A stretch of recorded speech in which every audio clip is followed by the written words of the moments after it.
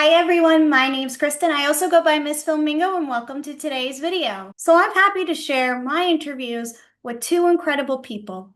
Today we are speaking with Aaron Sims, who is the founder and executive producer of Inwood Art Works.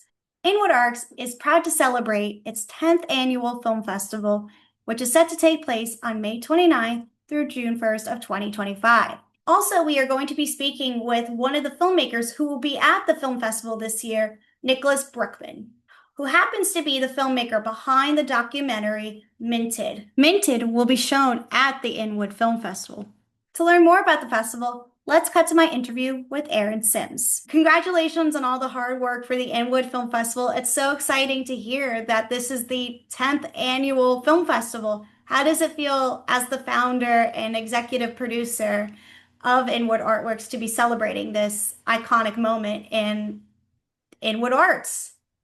Incredibly grateful the fact that filmmakers keep submitting, and it's a submission-based festival. It's not only curated by me, so it just goes to show you that Northern Manhattan and the Northwest Bronx in general, the neighborhood, if you will, of upstate Manhattan, has a fervent, active, creative filmmaking community, and it's so great to see the collaborations that have happened through our festival, and that the work keeps being made. So I'm incredibly grateful that people find worth in this platform, and this it's a very hyper local feel to it. So and yet it's still New York City. So that's the great strange world that it is. It's a small town feel in a great big city, and the talent is absolutely amazing. So I'm riding a high and incredibly excited to get this 10th year in the books. So you started 10 years ago. How did you start the festival and why did you want to start it? Sure. So the idea came from, there's no movie theaters above 125th Street or below Yonkers. So we kind of live in an artistic desert with an embarrassment of artists. So the idea came from champion local artists and also giving the local population, including myself, a chance to go to see professional independent cinema. It's the only time anybody in Northern Manhattan can go see professional film unless it happens at the one-off at the United Palace or something like that. So it's really it's been really special. That's how the idea started. And we thought we would do a one night only thing in a bar somewhere with a couple people's locals movies. And we ended up renting a catering hall that first year, 10 years ago, doing double features of shorts. With a line around the block at 214th and 10th Avenue to see films that no one knew what they were about or by who they were about, just that they knew that it was made locally. And that was the beginning of it. And we immediately outgrew that space. And we've expanded from a two-day festival to now a 4-day festival. And I think we're at a really good place in our history. So it's been a really great time to look back and see, wow, we've really come a long way. It's nice to see you come a long way that celebrates local artists and independent film. It's great to hear you even started from just having one day to now 4 days. You should be very proud of that. That's so much hard work, and I know it takes so much time to view all the films and just pick out what, should be played. What can audiences expect this year at the festival? Sure. Well, the hit list, the elevator pitch is that 37 films, 10 screenings, 4 days. We have three incredible feature-length documentaries that run the gambit, but also very representational of our community. The Good Mind is representational of our Native American community, and that got forced out. And this is ironically where Inwood is where Manhattan was purchased from the Indians by the Dutch. So that's interesting. We have a wonderful documentary, Minted by Nicholas Bruckman, and then we have the NFT movement, a very more contemporary, and then we have a tremendous doc in Spanish called Our Island to premiere about sustainability in the Dominican Republic. So it's pretty, again, we have a very it's little Dominicana up here if you didn't know that, and so it's a very much on brand, on community, local, local topics that are important to people who live here and New York City at large. And not to mention, we're doing 3 seminars as well that are free, that are open to anybody, but particularly industry-related people. Partnership with SAG-AFTRA New York on contracts for the indie creator. We're doing a documentary 101 seminar. For some reason, we have a tremendous amount of docs in this year, so it felt right to empower the documentary filmmaker. And last but not least, we're doing a seminar mixer panel about women in film. And so we're doing it happens right before our Women in the World Shorts Film Block. Oh, So that's we're having a awesome. panel of local women filmmakers with a little bit of a mixer, some free mimosas, and lifting up women in film and helping people collaborate, get hired, and keep pushing their creativity forward. That's amazing. I love a good free seminar, and it's great to see that other filmmakers communicate and just share ideas and have a good conversation with one another at these mixers. And I love hearing you're having a women filmmaker seminar. That's fabulous. What are some of the challenges you have faced as the founder of the Inwood Film Festival? Sure. I mean, obviously, for many, but mine was particularly tough with COVID. We shut down our festival 3 days before it was going to happen in 2020. It was like March 9th. I believe our festival was the 13th. And we were the very first festival to shut down. So it was very painful. I called up every filmmaker. It was very painful to tell them that we were going to postpone the festival to possibly May of that year. And obviously that didn't happen. But the silver lining is that I did make that phone call in 2022, and we did that festival in person, and brought all those filmmakers back. And it was as if I was calling them for the first time, giving them the good news. They were an official selection of the festival. So, but that was definitely the hardest thing I've ever had to do, is to shut down a festival just days before and then resurrect it. That's tough. That's really tough. But I'm happy you get to have it now. It's nice, like summer weather. It's nice. It's a great time. I love having a good film festival in the spring, even though, March is the ideal month, but Right. nice. But finally, do you have a favorite memory from the Inwood Film Festival?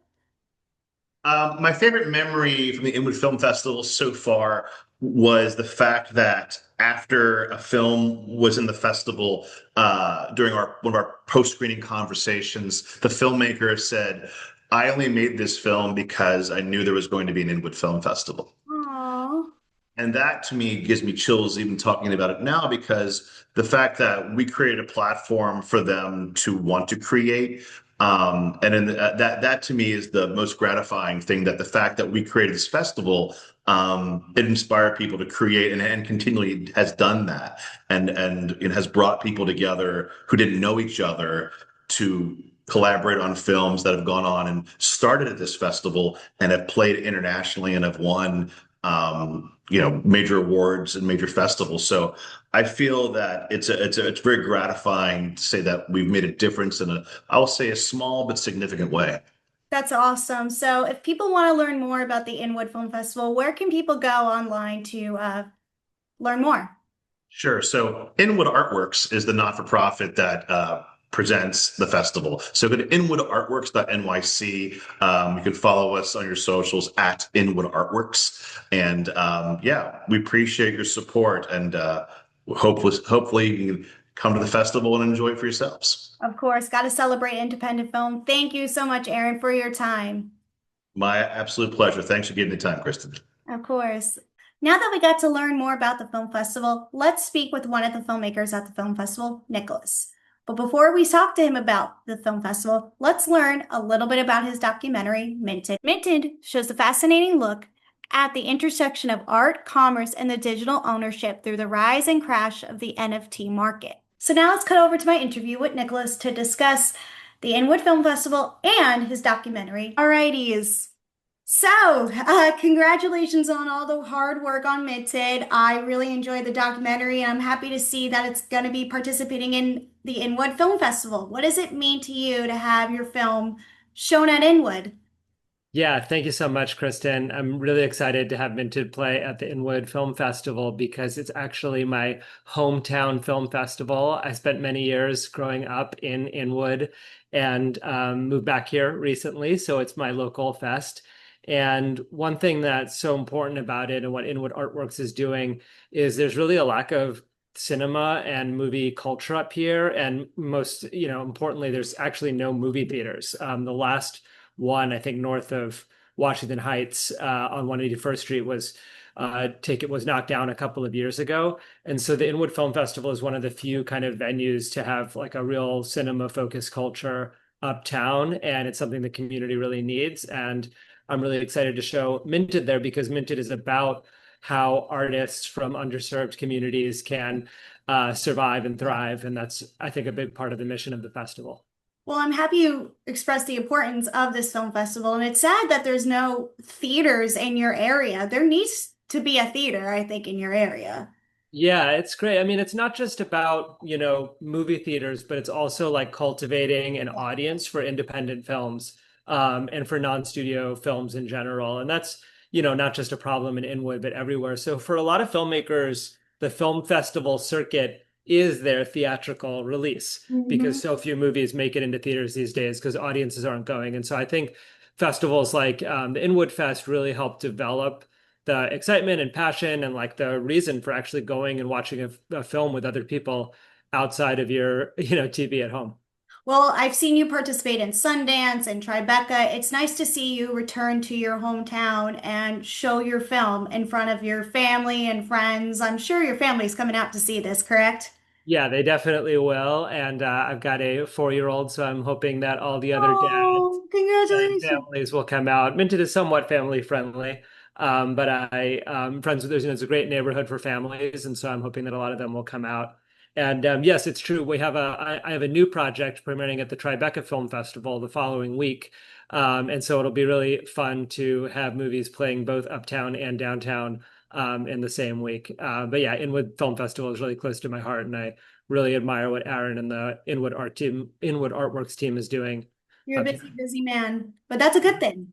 You're a Yes. busy, busy filmmaker. I love seeing it and I love your work. So let's talk Minted real quick. Why did you want to explore this NFT crypto space in art? Yeah, so I actually studied digital art in college before kind of shifting into long form documentary. And there really wasn't a path forward for digital artists to buy and sell work. I mean, it was a pretty esoteric idea. This is 20 years ago now, when I was in college, 15 years ago.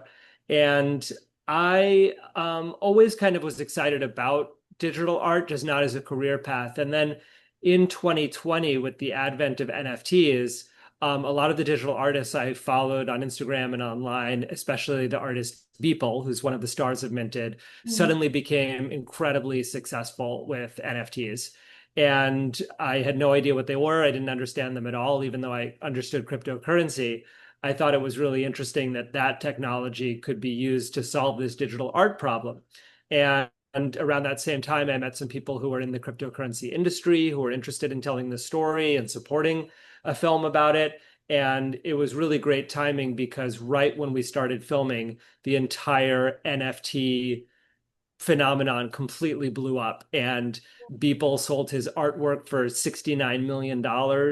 And artists all around the world, including Nigeria and Cuba, Brooklyn, LA, and everywhere in between, started to have this like unprecedented success with NFTs. And so we started following that, not knowing where the story would go until basically almost 2 years later when the industry falls apart and we show how that affects all of those artists in the story. I love the fact you brought up how you connected with artists and traveling all over to connect with them. You mentioned Cuba, Nigeria, New York, LA. What was it like connecting with them and how did you get in contact with them? Yeah, well, it was really inspiring, first of all, to see the artists have this success. In the film, you will see artists, from places that it was really no path to becoming a professional artist, like being in Lagos, Nigeria. It's just not something that was possible, and this NFT movement made it happen. Similarly, for Justin Aversano, the photographer, Latasha, the rapper, both were kind of excluded from the traditional art industry, and suddenly Latasha was kind of making it in the music industry, and Justin was going to Christie's to sell his photographs alongside his idols in the photography art canon. And I love just being along for that ride as an artist myself. Seeing artists succeed is a really amazing feeling. But there was a sense that, maybe it wouldn't last forever, Mhm. and that there would be setbacks and adversity along the way. And that really became key to the story as the market imploded. But really, most of the artists in the film were very gracious about having their story told. I think artists are really interested in lifting each other up, and it was a great collaboration. We tried to infuse some of the artistry of the styles in each of the scenes about the artists. There's painters, photographers, digital artists, musicians in the film. And so we tried to kind of let the film embrace their styles aesthetically in each of their scenes and sequences. And yeah, folks were really open about getting their story told. And it's been really exciting now that the film is out on Netflix and going to film festivals to see people start to recognize some of these artists for the first time. Yeah, I love all the different perspectives that you get from the different artists, from music videos, like you mentioned, and just photographs. I think it's really fascinating because art is not just one medium. There's just so many mediums in general. How long did it take for you to put the entire documentary together? Yeah, it was a 2-year journey. The film begins in 2021 and ends in 2023, and we were editing at the same time the whole time. It premiered at the Tribeca Film Festival before making its way all the way to the Inwood Film Festival, where it's going to premiere on Sunday, June 1st, 2025. So these films have a long life, and it's interesting because you try to capture as a documentary filmmaker these lightning in a bottle moments, that right place, right time, and then you want to get them out to the world as fast as you can while people still care, while it's still relevant. But I think it's important not to kind of chase that too much, and instead just really focusing on trying to tell a universal and timeless story. So I Mhm. think a lot of people think about NFTs, they're like, oh, that was that fad from 2021. Who cares anymore? But I hope that when people watch it now, they will, appreciate that really the film is about artists kind of shaping the way that we use tools and new technologies to kind of lead the way forward as a society, and how we think about protecting and nurturing artists in this kind of technological age we live in, beyond just this one moment. Well, I love the fact that you express what you want hope audiences to take away, and I think it's a wonderful piece, and I'm glad people can just not only watch this on Netflix, but go to the film festival and actually have a conversation with you and discuss the film with you. You know? Yep, I'll be there for the Q&A, so I hope people can make it, and it's really rewarding to get a chance to connect with audiences live. As we were saying, you spend 2 years kind of hunkered down, a lot of that in an edit room, not knowing how people are going to react, or whether film festivals are going to want it, or distributors are going to want to distribute it, and audiences are going to like it. And so connecting with people one-on-one at a place like the Inwood Film Festival is like the most rewarding part of the whole process. Yes, of course. Well, I'm going to just wrap it up and say thank you so much for your time. I really enjoy Minted, and I hope people check it out more, and I hope you have a great time at the festival. Yeah, thank you so much. Folks can check it out at mintedmovie.com, and it's also on all the social media platforms as well. Fabulous. So that's going to wrap up today's interviews. I'm so happy I got to speak with both Nick and Aaron about the Inwood Film Festival and about Minted. If you want to learn more about the Inwood Film Festival, please visit inwoodartworks.nyc. All the links for the Inwood Film Festival will be provided down below. And don't forget to check out Minted, available on Netflix, or go catch it at the Inwood Film Festival. That's going to wrap up today's video. Please make sure to like, comment, and share this video, and subscribe to the channel. I hope to see you all next time, and thank you so much for watching. Bye!